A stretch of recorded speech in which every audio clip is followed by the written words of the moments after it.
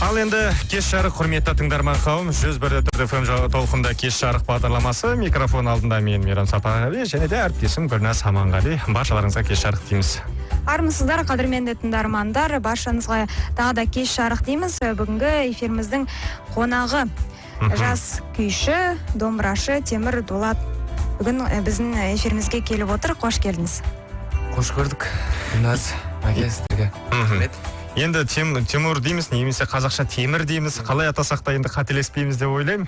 Негізгі тегі Темір Жұбақ болады, бірақ енді Темір Дулат деп арнайы жоба құрған екен. Енді Темір бұрынғы Мұрза тобының солисті.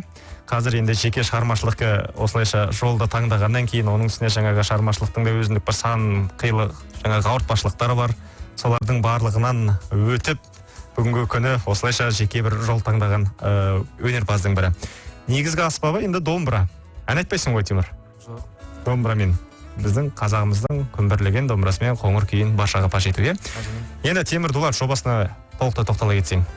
Жалпы Темір Дулат деп ең басты шыққан себебіміз, жаңа өзіңіз жоғарыда айттыңыз ғой, Мұрза тобында біраз жұмыс жасадық, қиындықтар көрдік. Халыққа да қолымыздан келгенше танылып деп ойлаймыз. Сосын кейін сол қиындықтардан кейін жеке өз жолымды таңдағаннан кейін бұл сәл ауыр болды.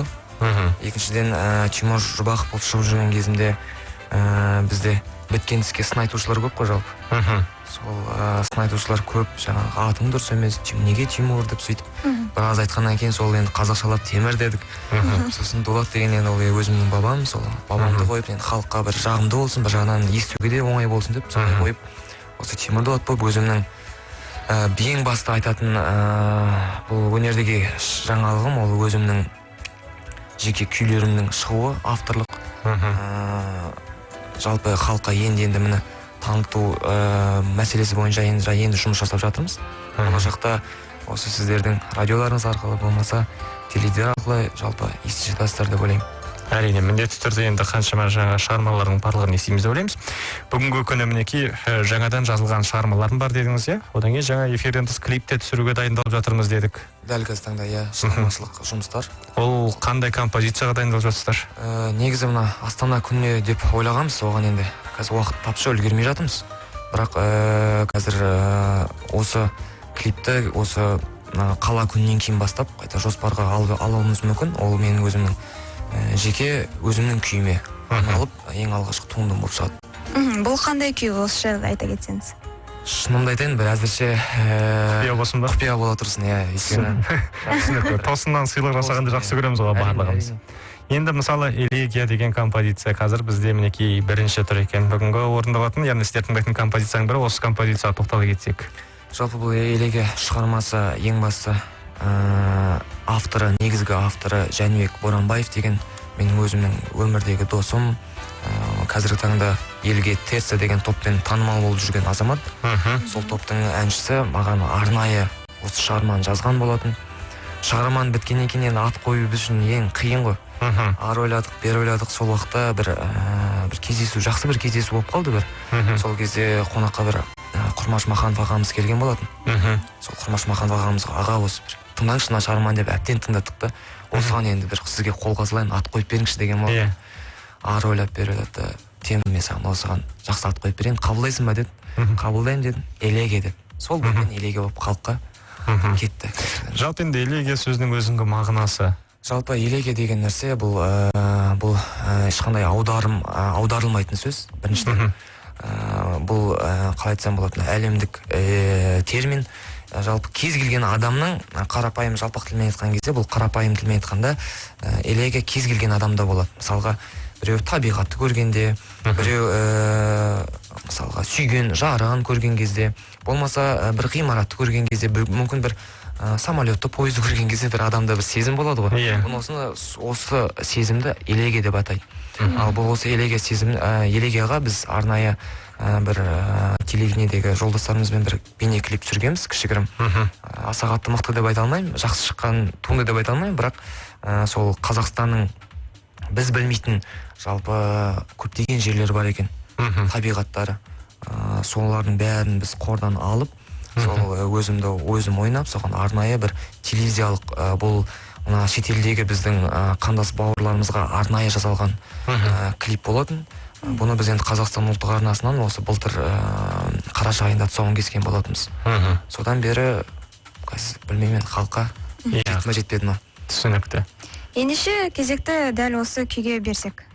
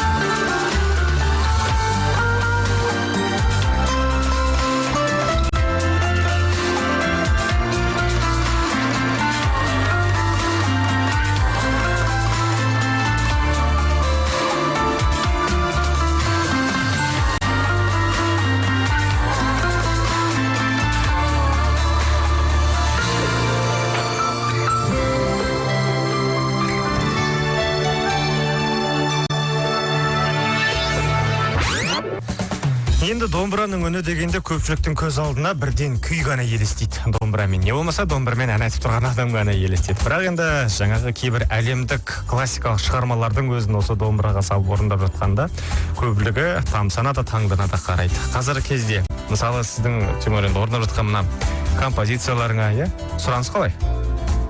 Дәл қазір таңда сұраныс мақтанғандай болмайын. Жақсы, өте сұраныс өте көп. Халық қабылдауда. Жақсы қабылдауда. Өте жақсы қабылдауда. Шүкір. Енді мысалы жаңағы элегия композициясын алатын болсақ, фортепиано аспабымен ойнағанда ол жаңа өзіндік бояуына сіңереді, өзіндік. Бірақ енді домбыраның берер тағы да өзіндік жаңа келбеті бар. Әрине. Бұл жағынан сын айтылған ешқандай жаңа пікір болған жоқ па?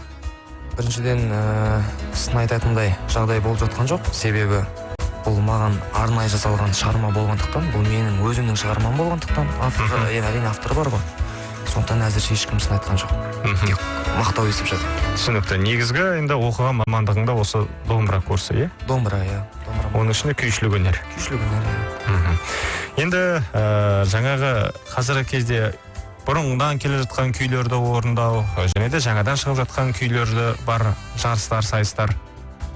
Осы сайыстарға қатысып көрдің бе? Дәл қазіргі таңда ешқандай сайысқа қатысып жүрген жоқпын, себебі ол жастан өттік. Оны біз оқып жүрген кезімізде қатысатынбыз. Мен көп жарысқа қатыстым, оны жасыратыным жоқ. Бала кезімнен домбыраны қолға алғалы бері. Шынымды айтсам, ең алғашқы жарысқа қатысқаным ол 6-шы сыныптан бастап қатысқаным. Үйде толып жатқан грамоталар, жай ғана Қазақстан емес, шетелде де әлі есіме кетпейді. 2010 жылы Санкт-Петербург қаласында біз осы СНГ дейміз ғой, дейміз болмаса. Сол мемлекеттердің ішінен мен Қазақстанның абыройын қорғап қайтқан болатын. Жерде бірінші жүлдені алып қайтқан болатын. Осы күй өнерімен барып арнайы Қазақстанға аладым. Сол жақта жетістіктер әрине көп, өте көп менде. Енді мысалы жарайды басқа аспаптарды алайық. Мысалы баяныңды алайық, жаңағы фортепианоңызды алайық, тіпті скрипка, ол аспаптардың барлығы жаңағы халықаралық аспап есебінде саналады, иә? Ол жердегі жарыстардың бәріне қатыса беру. Ал енді Ресейде домбыраның үнін қалай қабылдады? Бізде ең бірінші нәрсе ұлт аралық өнер деген бар. Бір Ресейдің өзінде қаншама мемлекет бар, қаншама республика бар. Ол әр ұлттың өзінің аспабы болады. Бұл жерде бір ұлттың өнерін екінші ұлттан асыру мақсатында емес, бұл бір ұлт пен екінші ұлттың өз өнер алмасуы. Сол арасында жалғастырады. Екіншіден, ол жерде орындаушылық шеберлікке көп мән береді. Біреулер мысалға топпен келеді, біреу жеке келеді деген сияқты. Сол кезде біз шындап келгенде ол жарыста жасыратын ештеңе жоқ. Менің өзіме берген жеңіс деп ойламаймын. Ол менің арқам емес, ол біздің қазақтың күйіне берген жеңіс деп ойлаймын. Сондықтан ол барша қазақтың жеңісі. Барша қазақтың. Тамаша. Темір, енді қазіргі таңда өзіңіздің қоржыныңызда, шығармашылығыңызда қанша күй бар? Енді шын айту керек, бұлай санап көрмеппін, бірақ баршылық халыққа жеткізіп жатқаным осы қазір осы 8-9 шығарманы халыққа ғана енді міне шығарып жатыр. Мына интернет дейміз ғой, ғаламтор арқылы енді шығарып жатқан. Бірақ қоржынымда әлі шығаратын дүниелерім көп, жасалып жатқан дүниелер көп. Ал Темір Дулат жобасы қашаннан бері басталып еді? Жалпы қалай дейміз енді, мына Темір Дулат болып шыққаным эфирге осы биылғы жылдың қалай айтсам болады, басынан бастап қой. Осы жылдың басынан басталып. Жеке жоба есебінде. Жеке жоба. Енді бұл барлығы жеке жоба саналады. Бұл жеке жоба болғаннан кейін ол жерде шығармашылық топ жұмыс істеу керек болады. Қазір қандай шығармашылық топпен жұмыс істейсің? Әкімдерің, жеке стилистің, не болмаса жаңағы дыбыс қоюшы мамандарың бар ма оның барлығы? Дәл қазіргі таңда өзімен жұмыс жасап жатқан адамдар бар, өзімнің жеке стилистім бар, өзімнің енді аранжировка дейміз ғой, музыкамен әрлеуші дейміз бе қазақша. Ондай әрине менде болмайды, себебі мен бір ғана адаммен шектелмеймін, көп адамдармен жұмыс жасаймын, тапсырыс беру арқылы. Түсіндіріп боласыздар. Өзімнің пиарыммен әрине дәл қазіргі таңда айналып жатқан азаматша бар. Түсінікті. Егер ондай шығармашылық топ болмағанда Темір Дулат жобасын бір өзің алып жүре алар ма едің? Жоқ, әрине. Өте білесіз ғой, өнерге бар әркімнің таласы деген. Дәл қазіргі таңда шығармашылық қазақ эстрадасы өзінің толықсыған кезі, өзінің жаңа жетістігінен асып жатқан жайында мен сияқты жас орындаушылар шығу өте қиын. Әрине біреудің қолдауынсыз. Сол себептен қолдау міндетті түрде керек. Оның үстіне жаңа толып отқан қаншама қосымша жұмыстары бар. Оның барлығына шабыла бересің бе, жоқ әлде сен өнеріңе дайындаласың ба деген сияқты ғой. Әрине, мен қазір тек шығармашылықпен айналысам болды. Түсінікті. Енді шығармашылық болған екен, жоба болған екен, бұның коммерциялық табысы бар ғой. Әрине. Бұл жерде негізгі табыстың басым бөлігі жобаға бөліне ме, жоқ әлде жеке басыңның қаражатына бөліне ме? Қазақтың бір әлгі жақсы сөз бар ғой, мәке, ренжімейсің енді. Байдың асын байғұс санайды деп. Құдай сақтасын енді, бірақ барлық осы жобаға түскен қаражат осы жобаға салынып жатыр дәл қазіргі таңда. Енді оны сұрап отырғаным, енді әркімнің өзіндік бір көздегі мақсаты болады ғой. Сенен кейінгі ілесіп келе жатқан жаңағы інілерің бар, қарындастарың бар деген сияқты. Олардың барлығы да алдағы уақытта жоба құрғысы келеді. Бірақ не нәрсені қалай бастауын олар білмейді. Әрине. Кейбіреулері бар, мысалға біз жаңа сөзімізге мысал келтіріп айтып кеткенімдей, түскен қаражатты қалтасына салғанды жақсы көретіндер де бар. Әрине. Ол менің жеке еңбек шығармашылығым деп. Енді кейбіреу керісінше менің шығармашылығым өркендесін деп, бұл жаңағы инвестиция, капитал ретінде салатындар бар. Әрине. Сол себепті сұрағанымыз болатын. Енді Тимур, қазіргі сіз өнерде жүрсіз, енді қазіргі таңда жалпы нақты жұмыс істеп жатқан жұмыс орныңыз жайлы да айтып өтсеңіз. Дәл қазіргі таңда нақты жұмыс жасап жатқан өзімнің ортам, жалпы елге белгілі, Қазақстанға белгілі десем артық болмас. Мемлекеттік Ақжауын камералық оркестрі, сол жерде домбырашы қызметін атқарам.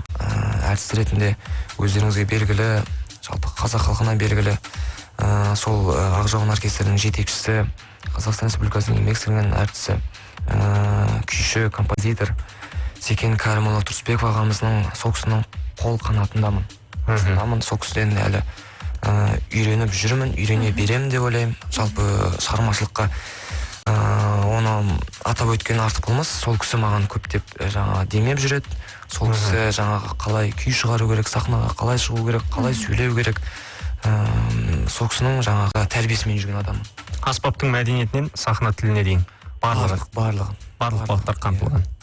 Жалпы алғашқы өнер жолыңызды осы кісінің оркестрінен бастадыңыз ғой, Өнер жолын емес, жұмыс бабын сол кісінің қарамағынан бастадым. Ал негізгі мен өнерді осы қазір біз енді күйшілік өнері мен шоу-бизнес дейміз ғой, бөліп алдық қой.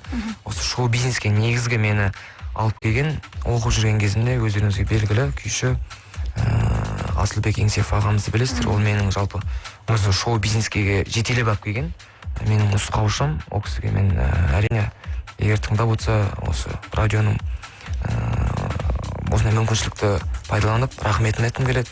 Елге белгілі кісі, сол кісі мені осы шоу-бизнеске тәрбиелеп, қалай шығарма жазу керек, өзіңнің халықтың ортасында қалай орын алуың керек, сахнаға қалай кіріп шығуын бәрін үйреткен сол кісі маған.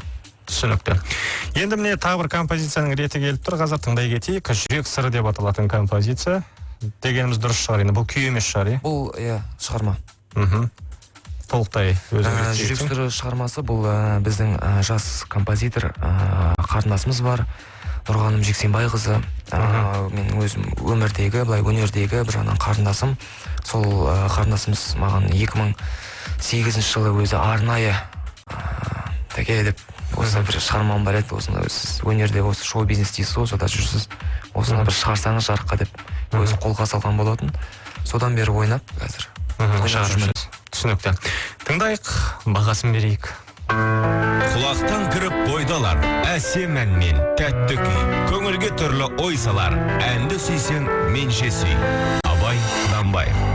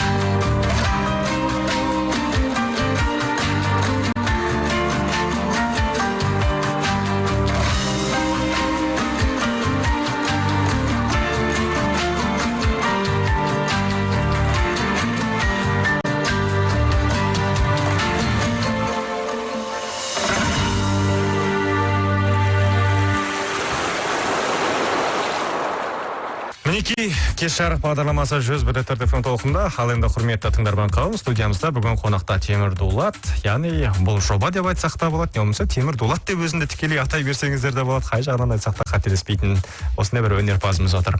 Ал енді Темір, біз сұхбатымызды арға жалғастырайық. Енді шығармашылық өнер деп жатырмыз. Бағанада қаншама жаңағы ұстаздарыңызды айтып жатсыз, тәлім тәрбие алған.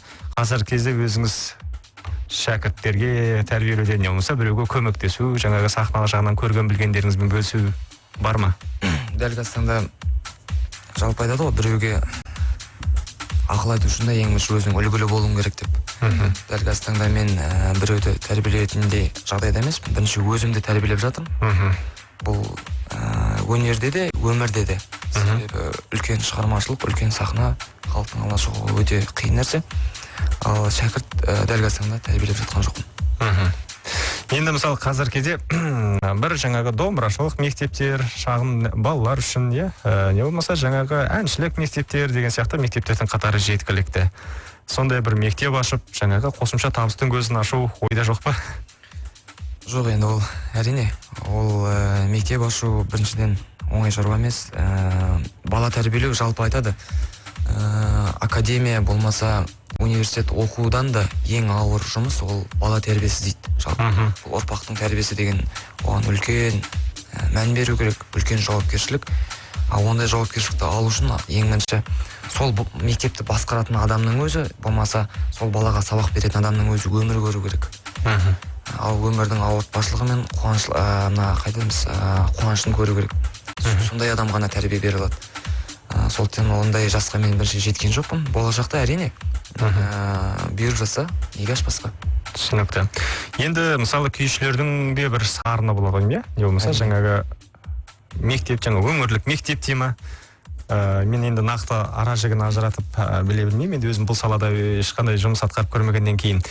Қазіргі кезде енді білетім әйтеуір шығыс, жаңағы оңтүстік, жаңа күйшілердің мектебі, батыс күйшілердің мектебі дейді. Сен өзің осы қай мектептен өттің? Бұл негізі үлкен тақырып. Себебі біздің қазақ өнерінің өзге өнерлерден, өзге мемлекеттің өнерінен айырмашылығы осы да. Бұған мән берсе, бұл біздің күйімізді алайық, әнімізді алайық, біздің өнеріміз солардан шоқтығы биік. Біріншіден айтатын нәрсе.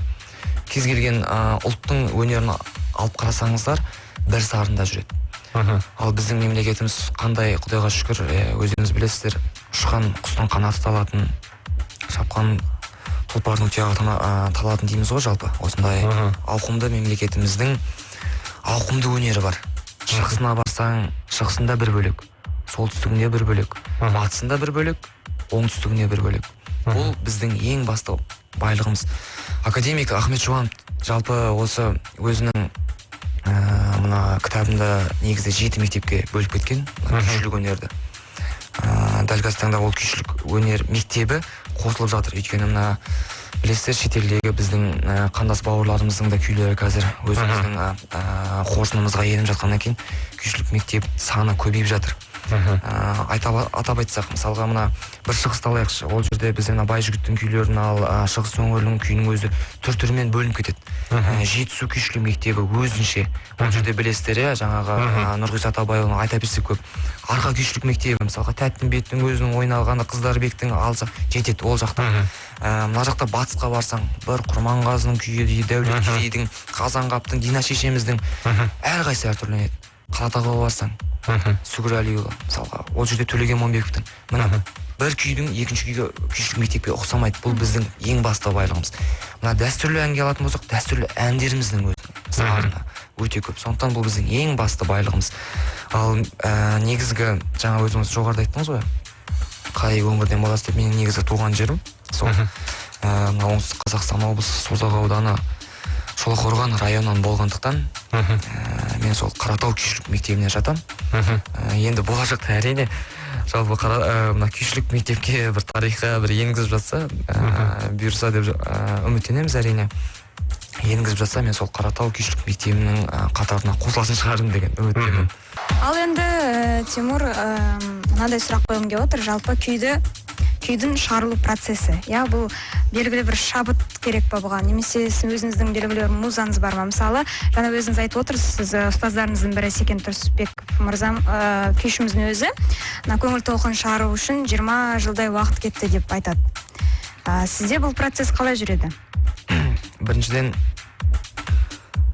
Гүлназ, Секен Тұрсынбеков ағамызда жалпы композитор дегеніміз дұрыс болады. Екіншіден, менің өзім күйшім деп айтуға болмайды. Әрине, мен болсам композитор ғана боламын. Жалпы күйші, домбырашы, композитор деген үш түрлі мағынада.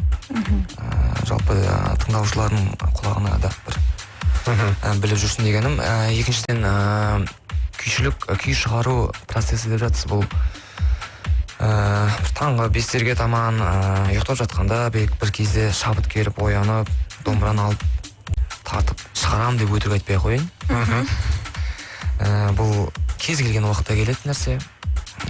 Ол бір шығайын деп шығарамайсың. Ол бір менің өзім бір күй шығарған процесімді айтып берейін. Жалпы осы күйімді көп адамдар, тыңдаушылар әрине жаңа бағамды бердім баспалмақпен деп Секен ағам өзі баспалмағымен баға берген.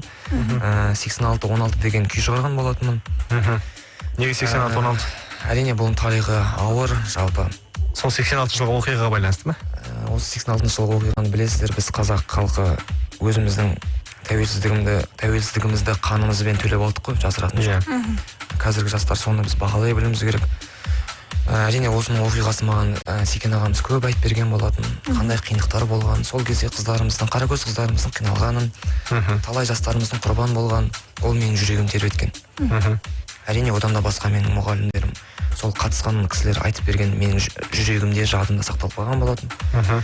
Дәл сол уақытта білесіздер, мына Жаңаөзен жағдайын, ол да біздің шын айтқан кезде қазақ тәуелсіздік алғаннан кейінгі шынымызды айтсақ, тарихымызға таңба болып қалды ғой. Жалпы ол да мен үшін бір жүрегімді тербеткен кез болатын. Соны көріп өте үлкен толғаныста болдым, жасырмаймын. Шынымды айтайын, 2-7-дей көңіл күйім болмай жүрді. Сөйтсем осы күйдің шығуы себеп болған екен ғой. Осы күйді сол кезде мен көптеген ақын жазушылардың әлеуметтік желі арқылы шығарған өлеңдерін оқыдым. Әрине әлеуметтік желі арқылы көптеген жаңағы сюжеттер көрдік қой енді. Соның бәрі жүрегіме тиген екен, көп толғаныста болдым. Сол кезде осы күйді шығарып барып бір арқамды кеңге салған болатын.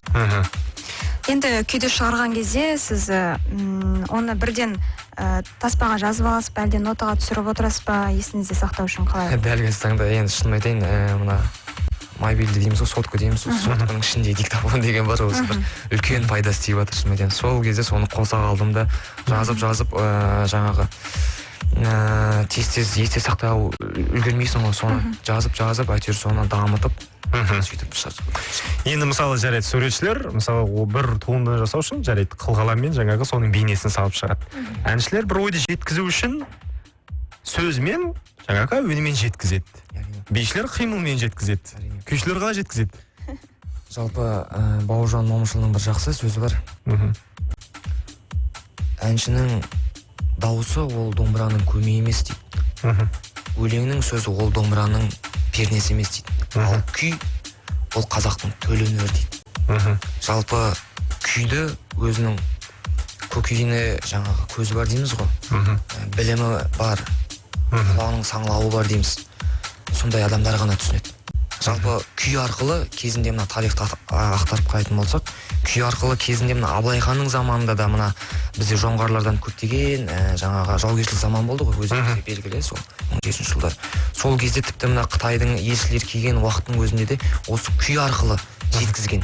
Тіпті мына қылышынан қан тамған Шыңғыс ханның ұлы, мына білесіздер өздеріңіз, Жошы ханның өзінің жаңа өлімін де осы күй арқылы жеткізген, білесіздер, Ақсақ құлан деген күйді, Жошы хан деп.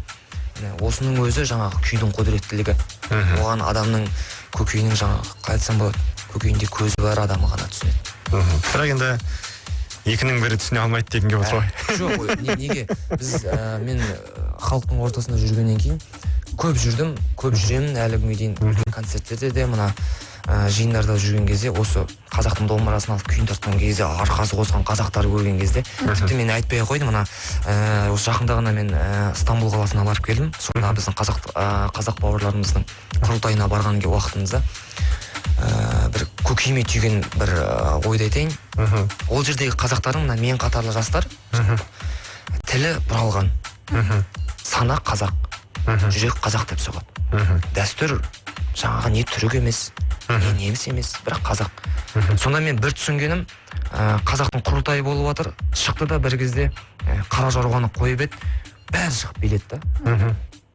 Сонда мен ойлаймын да, біз қазақтың тілі болмаса да, ділі болмаса да, біздің мына өнеріміз, біздің жаңағы қара жорға деп жүрміз ғой, жалпы қара жорғаның өзі негізі дұрыс атау емес, бұл буын биі.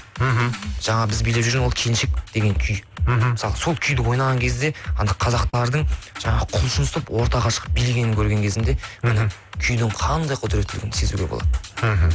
Сондықтан ол кез келген қазаққа арқасы қосады. Түсінікті. Енді мінекей, бізге берілген уақытта аяқталып қалды. Құрметті тыңдарман қауым, Астана уақытыда 18 сағат 53 минутты көрсетуде екен. Бүгін студиямызда қонақта болған темір дулат жобасы. Қаншама композициялардың барлығын алдағы уақытта бүкіл жаңа туындыларының барлығын осы сөз бір FM толқында міндетті түрде еститін боласыздар. Тимур, енді біздің де сізге тілеріміз шығармашылық табыс. Қашанда өте жақсы деген, өзіңіз айтқанда бас бармақтың бағасымен белгіленген туындыларыңызды бізге әкеп тұрсаңыз, міндетті түрде біз сіздің өнеріңізді сағынған тыңдармандарға тарту ететін боламыз. Тимур, әрқашанда биіктерден көрініңіз дейміз. Ал қадірменді тыңдармандар, біз өздеріңізбен қоштаспаймыз. Келесі сағатта өздеріңізге белгілі кешкі мектеп интерактивті радио ойынын жүргізетін боламыз.